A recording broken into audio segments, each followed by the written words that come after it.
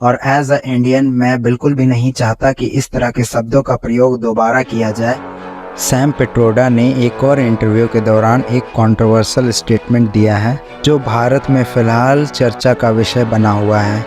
उन्होंने अपने इंटरव्यू के दौरान नॉर्थ ईस्ट इंडियन लोगों को चाइनीज़ और साउथ इंडियंस को अफ्रीकन से कंपेयर किया है। हो सकता है इस बात को कहने के पीछे उनका इंटेंशन बिल्कुल भी गलत ना हो, लेकिन उन्हें एज अ रिस्पॉन्सिबल लीडर इस बात को ध्यान में रखना चाहिए कि इस बात का देश पर क्या प्रभाव पड़ेगा और उनके लोग इस बारे में आखिर क्या सोचेंगे। उन्हें ये बात ध्यान में रखनी चाहिए कि अगर किसी उनके फॉलोअर ने उनके इन्फ्लुएंस में आकर ऐसे शब्दों का दोबारा प्रयोग किया तो उनसे देश में अराजकता का माहौल बढ़ सकता है और देश के लोगों में द्वेष की भावना उत्पन्न हो सकती है।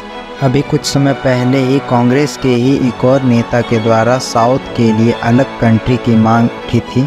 अगर इसी तरह के स्टेटमेंट बार बार उठते रहे तो देश में लॉ एंड ऑर्डर को मेंटेन करना बहुत ही मुश्किल हो जाएगा। तो कुछ भी कहने से पहले एज अ रिस्पॉन्सिबल लीडर और एज अ इन्फ्लुएंसिंग पर्सन आपको ये बात का ध्यान रखना चाहिए कि आपके स्टेटमेंट देश में किस तरह का प्रभाव लाएंगे। और एज अ इंडियन मैं बिल्कुल भी नहीं चाहता कि इस तरह के शब्दों का प्रयोग दोबारा किया जाए।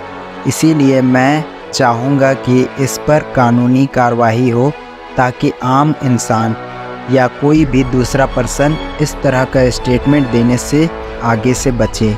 एक बार पहले भी यूपी के एक व्यक्ति के द्वारा इस तरह की स्टेटमेंट दी गई थी, जिसके बाद उसके ऊपर कानूनी कार्रवाई भी करी गई थी।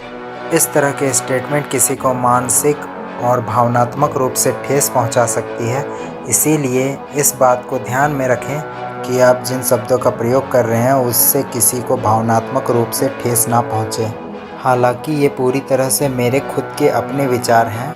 आप इस बारे में क्या सोचते हैं, अपनी राय मुझे प्लीज़ कमेंट सेक्शन में ज़रूर दें।